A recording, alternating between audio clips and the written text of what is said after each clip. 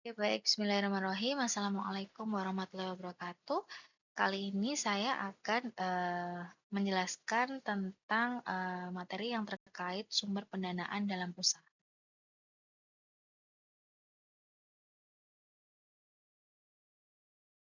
Jadi kita yang pertama akan membahas terkait strategi pendanaan usaha ya. Jadi pendanaan usaha itu kalau kita memiliki satu usaha itu kan kita ini ya, perlu yang pertama adalah kita gimana caranya untuk mendanai atau membiayai usaha yang akan kita, dirikan ini gitu ya. Nah, pendanaan usaha ini, bisa melalui beberapa cara begitu ya.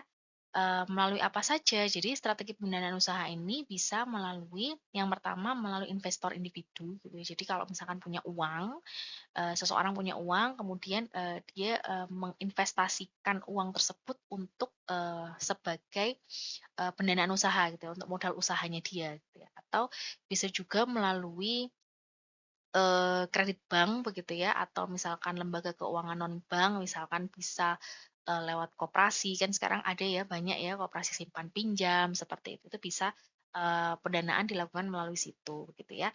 Kemudian pendanaan usaha melalui modal ventura itu biasanya ada banyak ya beberapa perusahaan-perusahaan,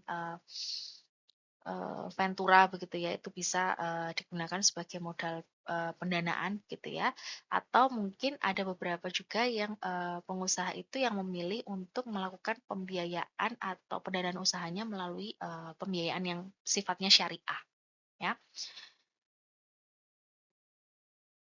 Nah, sumber pembiayaan usaha sendiri itu kalau kita ngomong, pembiayaan atau pendanaan usaha itu bisa berupa yang pertama adalah pinjam, ya. Kita bisa, dari, hutang atau pinjam begitu ya, baik itu pinjaman di bank atau di, koperasi tadi yang saya sampaikan begitu ya, atau misalkan, apa namanya, pinjaman kepada perorangan itu juga bisa. Nah, kemudian, pembiayaan usaha ini juga bisa melalui modal atau, investasi begitu ya.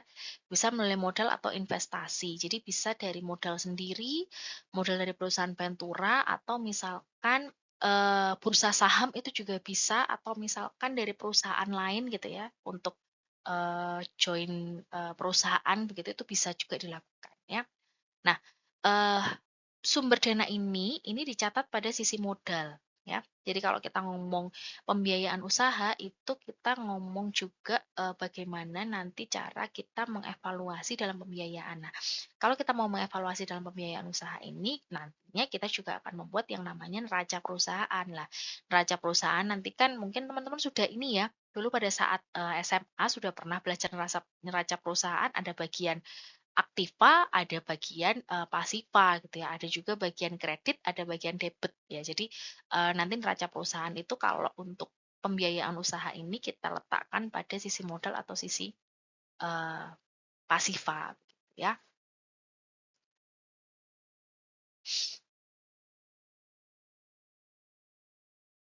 Nah, eee, yang pertama adalah pendanaan usaha melalui investor individu. Jadi, eee, kalau kita ngomong investor individu ini adalah cara yang paling sederhana ya.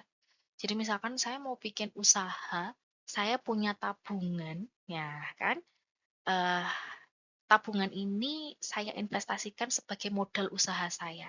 Saya mau bikin usaha misalkan, apa namanya, angkringan begitu ya. Nah, saya dari tabungan ini semuanya saya gunakan untuk pembiayaan, usaha angkringan saya mulai dari berarti kan kalau kita ngomong pembiayaan usaha di mana angkringan ini belum terbentuk begitu ya, berarti kan pendanaannya itu pembiayaannya itu mulai dari nol gitu ya. Jadi mulai dari pengadaan, eee, barang-barangnya gitu ya, kemudian, apa namanya, sewa di mana, jadi termasuk pembiayaan itu ya. Nah, atau mungkin bisa juga pendanaan usaha, melalui investor individu ini dari teman gitu ya. Jadi misalkan dalam suatu usaha, teman-teman ini terdiri dari misalkan 3 orang gitu ya. Teman-teman mengumpulkan 3 orang ini masing-masing itu punya kelebihan gitu. Yang satu kelebihannya adalah, eee, dia sangat kaya raya begitu ya, sampai kesulitan untuk membuang uangnya kemana begitu ya. Akhirnya itu teman-teman, apa namanya, ajak begitu ya, "Udah investasi aja di aku," gitu ya, "Aku mau buka usaha, kamu tinggal modalin aja, nanti yang menjalankan usahanya adalah aku," gitu ya. Jadi, di satu sisi misalkan, teman-teman yang sebagai pelaku usahanya itu yang memang memiliki jiwa entrepreneur yang cukup, tinggi begitu ya, mampu memasarkan produk istilahnya seperti itu. Kemudian yang satu lagi teman-teman mengajak, dia yang bagian eksekutor untuk, produknya begitu. Jadi, si A ini bagian modalin, si B ini bagian eksekutor untuk pemasaran, yang si C ini dia bagian eksekutor untuk produknya. Itu kan akan menjadi satu, apa ya, satu kolaborasi yang, eee, komplit begitu ya. Nah, kemudian pendanaan usaha yang lainnya itu bisa melalui kredit bank atau lembaga keuangan non-bank. Jadi, banyak banget ya, Dek, untuk fasilitas pembiayaan. Jadi kalau untuk kredit, kecil gitu ya, untuk, apa namanya, usaha-usaha menengah, usaha mikro begitu ya, itu tuh, di bank itu banyak sekali yang, menyediakan kredit ya, atau pinjaman, eee di bank begitu ya. Bisa ada kredit usaha rakyat, kemudian, pembiayaan ultramikro gitu ya, kemudian bantuan tunai langsung untuk UMKM, kemudian kredit UMKM linkage program, program pemodelan nasional madani. Jadi banyak sekali sebenarnya fasilitas pembiayaan bagi, UMKM gitu ya dan, saya rasa untuk kredit yang, di bank-bank level nasional pun itu juga banyak begitu ya. Nah, Eee, dan aturannya sejak tahun 90 itu sebenarnya bank itu memang wajib untuk menyalurkan kredit sebesar 20% untuk UMKM gitu ya. Jadi istilahnya kalau omsetnya itu UMKM-nya itu lebih dari 300 juta per tahun, berarti kredit yang diajukan itu setidaknya minimal harus 50 juta gitu ya. Tapi untuk pelaku usaha harus benar-benar juga apa namanya, menggunakan dana kredit itu tadi untuk sebagai, apa namanya, menjalankan usaha juga gitu, karena ada pernah kasus itu, eee, dia mengajukan untuk kredit, bantuan usaha gitu ya, ke bank begitu. Tapi ternyata kenyataannya pada saat apa namanya, dari bagian kredit untuk yang bank itu tadi datang ke lapangan, ternyata uangnya itu tidak digunakan untuk, melaksanakan usaha gitu ya, tapi melaksanakan yang lainnya. Artinya setelah terjadi begitu ya, yang bersangkutan langsung di-blacklist gitu. Nah, kemudian ini ada pendanaan usaha melalui modal ventura. Jadi, kalau di Indonesia yang saya pernah melihat begitu ya, mencari browsing begitu, itu yang muncul itu adalah, perusahaan-perusahaan ini. Jadi ada PT Mitra Bisnis Keluarga Ventura, PT Sarana Jabar Ventura, PT Bahana Atta Ventura, Astra Ventura, gitu ya. Jadi, pendanaan usaha melalui modal ventura itu yang seperti apa gitu. Jadi, eee, perusahaan-perusahaan inilah yang melakukan pembiayaan. Jadi tidak hanya memberikan modal, tapi biasanya perusahaan-perusahaan ini juga memberikan, bimbingan teknis, pelatihan manajemen, seperti itu. Jadi pembinaan secara manajemen dan sumber daya manusia, biasanya dilakukan seperti itu.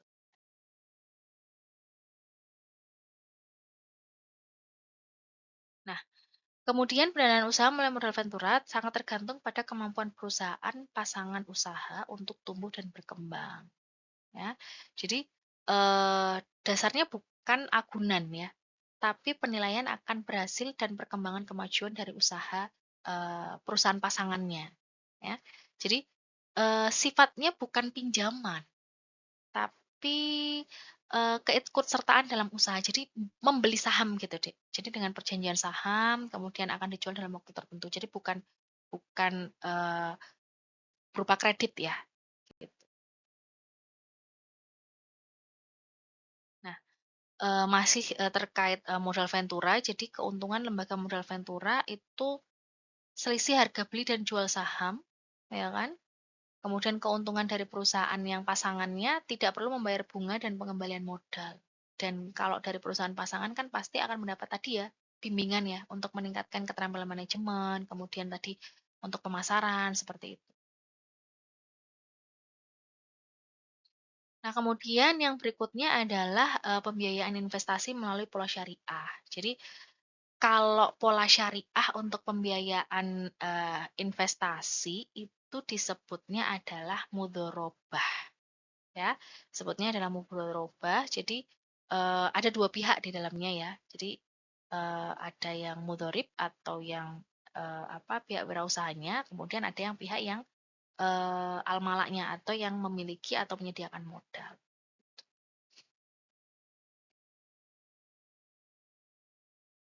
Kemudian kalau investasi, pembiayaan usaha ya melalui pola syariah ya tidak lagi berdasarkan bunga, kalau misalkan kita ngomong kredit bank kan itu pakainya riba ya, Dek, ya, pakai bunga ya. Tapi kalau misalkan, pola syariah ya hanya berdasarkan kepercayaan saja, jadi tidak ada jaminan, nggak ada agunan gitu, jadi ya hanya berdasarkan kepercayaan gitu. Dan, tidak boleh ikut campur dalam pengelolaan usaha, tapi masih boleh untuk memberikan saran itu boleh. Tapi tidak boleh ikut campur dalam pengelolaan usaha, nggak boleh. Kemudian kalau misalkan ada keuntungan, sifatnya adalah bagi hasil. Nah, kemudian, kalau gagal yang menanggung resiko keuangan adalah sahib al-mal dan mudharib menanggung kehilangan atau resiko. Jadi sebenarnya kalau gagal yang menanggung resiko keuangan itu dua-duanya, ya, gitu. Nah, eee, untuk pembiayaan ini sebenarnya kenapa kita perlu untuk membahas ini atau mempelajari pembiayaan, karena nanti pada saat teman-teman itu mau menjalankan satu bisnis, keuangan itu perlu dikelola, ya. Jadi, mulai dari tadi yang di awal ini kita lakukan adalah pembiayaan usaha atau pendanaan usaha melalui investasi, pinjaman, kredit, yang lain sebagainya tadi, eee, ini semua harus apa ya, dikelola dengan baik gitu ya. Nah, kita sebut sebagai, aspek finansial atau aspek keuangan. Jadi aspek keuangan dalam usaha itu menjadi sangat krusial gitu ya, karena ini juga akan menentukan, proyeksi bagaimana gambaran bisnis atau usaha kita ke depannya. Baik itu dalam jangka waktu pendek gitu ya, 1 tahun atau dalam jangka waktu menengah selama 5 tahun atau mungkin dalam jangka waktu yang panjang ya. Nah, dan nanti teman-teman juga kan sudah pernah saya sampaikan ya kalau teman-teman akan membuat yang disebut sebagai business plan. Jadi rencana bisnis atau rencana usaha. Nah, di dalam rencana usaha itu juga akan ada masalah, aspek finansial yang harus teman-teman, tuliskan di situ. Bagaimana perencanaan, keuangannya, kemudian nanti bagaimana perencanaan pengelolaan keuangannya, kalau misalkan bisnisnya itu sudah berjalan itu Eee, seperti apa untuk keuangan yang sudah berjalan, jadi seperti itu ya. Aspek finansial pada bisnis plan, jadi yang pertama adalah sumber pembiayaan yang tadi kita bahas di awal. Jadi pendanaannya itu, dari mana, ya. Kemudian setelah disebutkan pembiayaan dari mana, kemudian yang berikutnya adalah kebutuhan pembiayaan atau modal. Jadi sumber tadi, misalkan dari kredit bank begitu ya, mendapatkan kredit bank misalkan 150 juta. Nah, 150 juta tadi itu digunakan untuk kebutuhan pembiayaan apa saja, gitu ya. Misalkan pengadaan barang, barang yang apa namanya, misalkan sewa tempat dan lain sebagainya, itu merupakan kebutuhan pembiayaan. Jadi butuhnya dipakai untuk apa aja sih sumber modal tadi atau sumber pembiayaan tadi, ya. Nah, kemudian yang berikutnya adalah analisis biaya. Nah, analisis biaya ini biasanya kita gunakan untuk kegiatan operasional gitu. Jadi misalkan untuk kegiatan produksi, kegiatan pemasaran, seperti itu ya. Kemudian yang berikutnya adalah perhitungan pendapatan dan titik impas. Ini kita perlukan supaya apa? Supaya kita itu bisa mengestimasi kalau kita mau balik modal, kira-kira kita balik modalnya itu pada, periode berapa lama? Gitu, ya. Kemudian yang terakhir adalah nanti, teman-teman juga dari aspek finansial itu teman-teman harus, membuat yang kita sebut sebagai cash flow. Lah, cash flow ini proyeksi aliran kas usaha ini bisa kita gunakan sebagai, proyeksi usaha kita ke depannya akan seperti apa, begitu, ya. Nah, ini adalah sumber pembiayaan ya yang tadi yang, di awal macam-macam, tadi ada modal sendiri, ada pinjaman bank, ada perusahaan ventura atau misalkan pola syariah. Nah, itu disebutkan di sini. Misalkan ada modal sendiri, kalau misalkan ada modal sendiri berapa banyak, kemudian kalau misalkan ada pinjaman dari bank, dia jumlahnya berapa banyak. Jadi sumber pembiayaan dan jumlahnya itu harus kita tuliskan terlebih dahulu, gitu ya.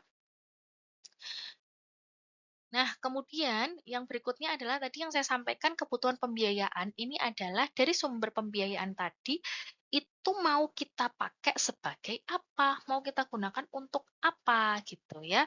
Nah, kita gunakan untuk, apanya itu kita bagi menjadi 2 gitu ya. Ada yang kita sebut sebagai modal investasi, ada yang, kita sebut sebagai modal kerja gitu ya. Nah, modal investasi dan modal kerja ini seperti apa? Jadi sebenarnya kebutuhan pembiayaan ini untuk kebutuhan operasional ya, tapi operasional ini kan, ada yang barang-barang itu atau pembiayaan ini itu untuk, eee tidak habis pakai, dan ada yang habis pakai. Nah, modal investasi itu sebagian besar adalah barang-barang atau, kebutuhan yang memang dia itu tidak habis pakai, gitu ya. Sementara kalau yang modal kerja itu lebih ke arah operasional ya, misalkan bahan-bahan yang habis pakai untuk produksi seperti itu untuk yang modal kerja. Nah ini ya, untuk yang modal investasi, kalau misalkan kita lihat di sini contohnya adalah tanah, ya kan. Kan itu sebagai investasi ya, dalam artian dia adalah, tidak bergerak, barang tidak bergerak, benda tidak bergerak, yang artinya adalah, dia tidak habis pakai. Jadi bahan-bahan atau barang-barang yang tidak bergerak, kemudian yang tidak habis pakai itu biasanya lebih ke arah modal investasi, ya. Kemudian bangunan, ya kan, kemudian mesin atau peralatan, ya kan, itu adalah pembiayaan awal sebagai investasi, sebagai modal. Kalau misalkan kita mau buat angkringan, kalau kita nggak punya lapaknya, ya kita nggak bisa. Nah, sementara lapak untuk angkringan itu kan sebagai modal investasi kita gitu ya. Jadi bukan, dia nggak akan habis gitu, ibaratnya begitu. Kemudian peralatan kantor, alat transportasi, alat angkut, kemudian infrastruktur misalkan, instalasi kalau misalkan ada tanah dan bangunan di situ berarti kan, harus dipikirkan juga instalasi listriknya seperti apa, kemudian airnya bagaimana, kemudian misalkan perlu ada telepon atau tidak. Jadi itu adalah termasuk, ke dalam modal investasi gitu ya. Nah, kemudian yang berikutnya adalah biaya praoperasional atau perizinan. Jadi, nanti kita akan membahas di, apa namanya, sesi yang lain ya. Jadi ada legalitas usaha, jadi untuk mengurus itu juga harus kita, apa namanya, alokasikan sebagai, kebutuhan pembiayaan untuk modal investasi gitu ya. Kenapa? Karena dalam pembiayaan, apa, perizinan itu sifatnya berkala gitu ya. Ada yang dia harus diajukan pembaruan begitu ya, itu kan otomatis juga harus dialokasikan ke dalam, modal investasi. Kemudian yang ini adalah modal kerja, jadi modal kerja ini bahan baku, persediaan bahan, produk dalam proses, kemudian, piutang itu menjadi modal kerja gitu ya. Jadi misalkan ada, eee, proses jual beli ternyata ada, eee kredit di sana gitu, ada yang maksudnya tidak langsung bayar seperti itu kan masuk ke dalam modal kerja ya, jadi bukan ke dalam modal investasi. Nah, untuk, modal kerja ini sendiri untuk memudahkan ya nanti akan kita, lebih memperdalam mengenali terkait, analisis biaya gitu ya. Jadi karena modal kerja ini lebih ke arah kegiatan operasional, jadi, kita perlu membedakan dulu ini biayanya masuk ke dalam apa nih, biaya yang mana nih gitu ya. Nah, nih, jadi analisis biaya kegiatan operasional yang pertama yang kita kenal di sini adalah yang kita sebut sebagai biaya tetap, ya. Jadi kalau kita sebut sebagai biaya tetap, itu besarnya itu relatif tidak berubah, ya, dan, relatif tidak dipengaruhi oleh besarnya nilai penjualan. Jadi mau dia lagi rame atau lagi sepi, biaya yang dikeluarkan tetap seperti itu, tetap sama, ya. Jadi misalkan, apa namanya, biaya peralatan gitu ya. Biaya peralatan itu artinya gini, kalau misalkan teman-teman punya HP, kemudian HP-nya itu baru, ya, baru beli, sudah dibuka segelnya, ya, itu belinya pagi. Kemudian sore, teman-teman, "Ah, saya udah bosen sama HP ini, saya udah nggak mau pakai HP ini, udah ah saya ini aja," gitu ya, saya apa namanya, eee, saya jual gitu ya. Oh, ternyata setelah saya jual harganya turun gitu. Jadi artinya ada penurunan biaya dari alat tersebut yang sifatnya adalah tetap sebenarnya.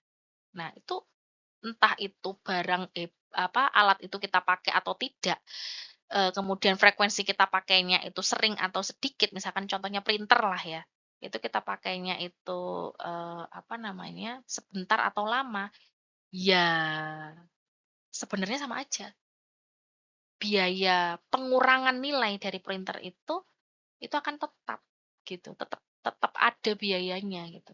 Lah biaya itu, "Loh Bu, tapi kan kita tidak membayarkan biaya itu." Iya, tapi kalau misalkan masa pakai dari printer itu tadi habis dan kita jual, nah itu loh, berarti kan harganya akan lebih turun dibandingkan harga awal.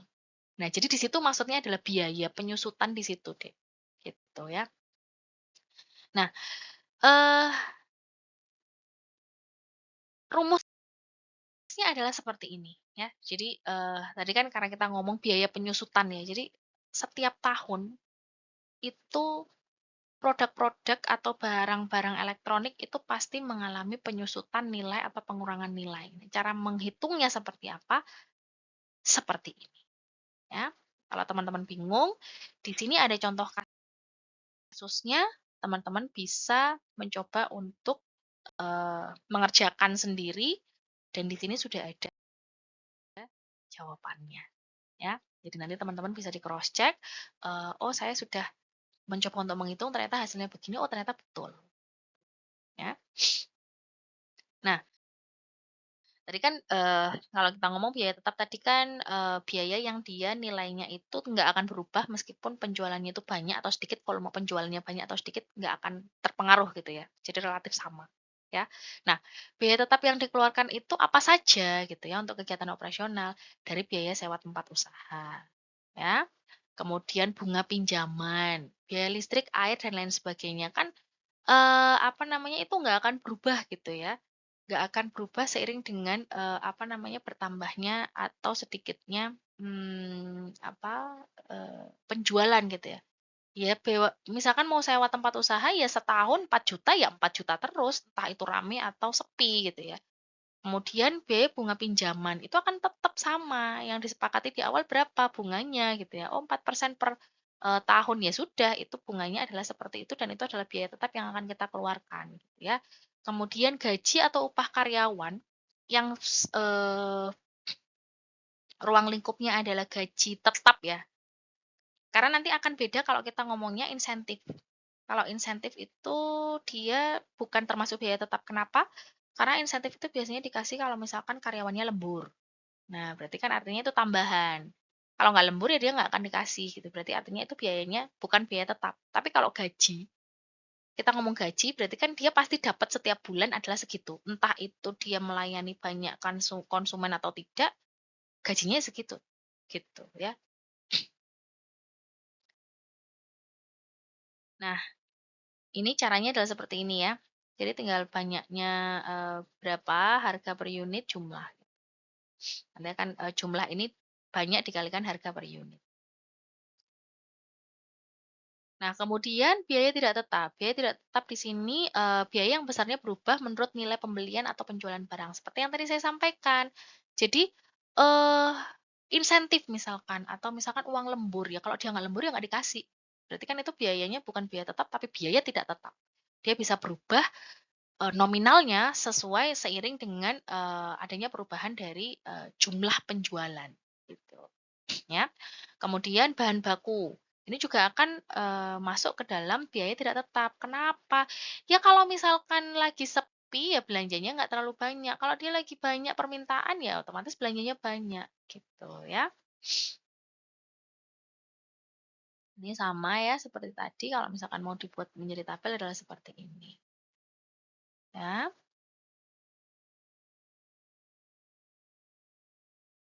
Nah kemudian ini perhitungan pendapatan dan titik impas atau BEP ya. Jadi ini teman-teman tinggal mengikuti ini saja. Jadi penjualannya itu berapa banyak, ya kan? Pengeluaran untuk operasionalnya berapa banyak yang di ini ya, dikeluarkan gitu ya. Jadi penjualan ini berarti kan, pendapatan ya, kemudian pengeluaran ini adalah, apa, ya pengeluaran begitu ya, kemudian keuntungan. Di sini teman-teman bisa menghitung keuntungannya berapa, ya.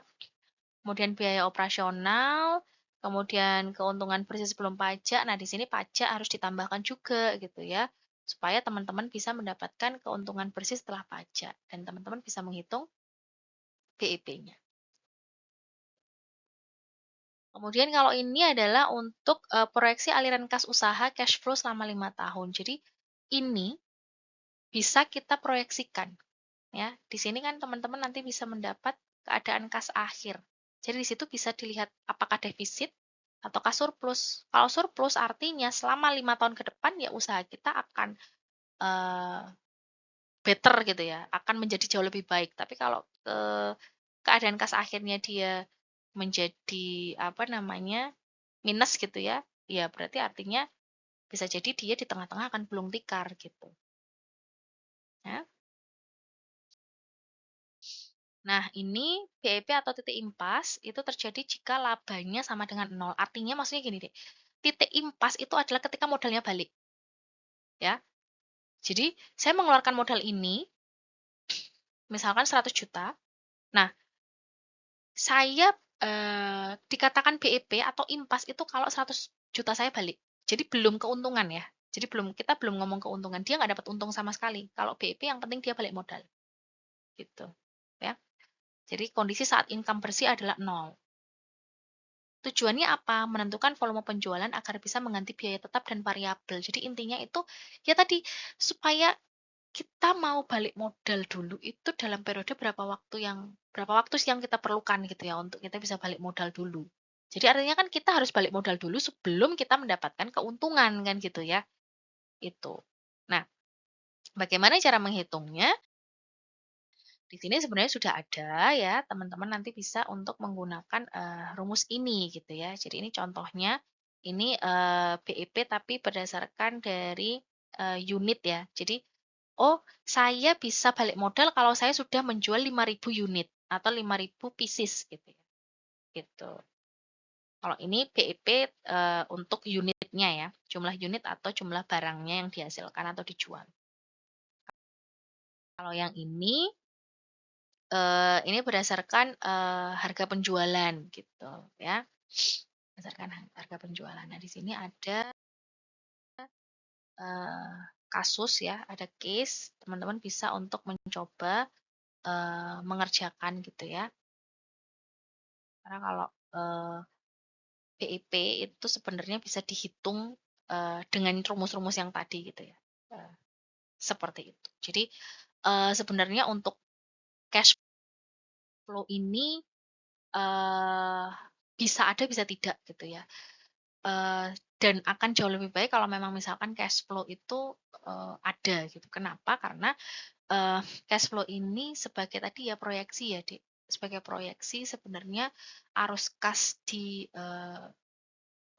bisnis yang dijalankan ini apakah setiap tahunnya itu proyeksinya akan menjadi lebih baik ataukah mengalami defisit gitu ya. Kalau misalkan dari proyeksi cash flow tadi misalkan tahun ketiga itu sudah minus, ya artinya mungkin usaha ini tidak akan, bisa berjalan dengan panjang atau kalau misalkan ditemukan minus di tahun ketiga atau tahun keempat misalkan, ya itu artinya teman-teman harus mengevaluasi dari, bisa jadi dari biaya-biaya yang dikeluarkan gitu ya. Mungkin ada salah dalam perhitungan, pembiayaan biaya, tidak tetapnya begitu ya, terlalu besar misalkan di situ atau misalkan salah mengestimasi dalam, perhitungan-perhitungan dalam biaya tetap, misalkan biaya gaji seperti itu, apa namanya, perlu dilakukan, evaluasi begitu. Mungkin itu saja yang bisa saya sampaikan, pada pertemuan kali ini. Terima kasih, kalau misalkan ada pertanyaan teman-teman bisa, menyampaikan, ke saya lewat Japri ya, WA, atau bisa lewat email atau mungkin bisa ketemu langsung dengan saya. Terima kasih sekali lagi, kurang lebihnya saya mohon maaf. Saya akhiri, wassalamualaikum warahmatullahi wabarakatuh.